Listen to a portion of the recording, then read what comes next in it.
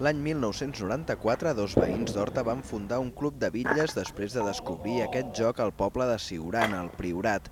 El van anomenar Club de Bitlles Siuranenc d'Horta i 25 anys després segueixen competint tot i haver viscut moments millors i pitjors. Fa 10 anys vam tenir una eclosió perquè teníem joves, teníem infantils, teníem juvenils, teníem molta gent, un club molt gran. I ara, bueno, no ens podem queixar, som una seixantena. Les bitlles catalanes són un esport tradicional que data del segle XIV i que es practica molt a les Terres de l'Ebre i a Lleida. Consta de 6 bitlles i 3 bitllots i la màxima puntuació s'aconsegueix en deixar només una bitlla dreta.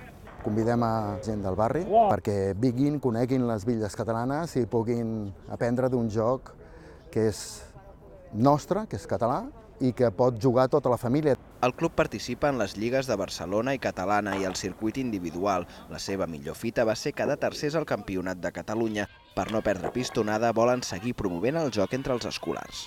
Estem estudiant una altra vegada de tornar a incidir en les escoles públiques i concertades també per introduir les bitlles catalanes i que hi hagi més jovent que pugui jugar aquest fabulós esport. De moment, el Siuranenc d'Horta acabarà l'any com a líder del grup 2 de la Lliga Catalana després de guanyar 9 de les 10 jornades disputades.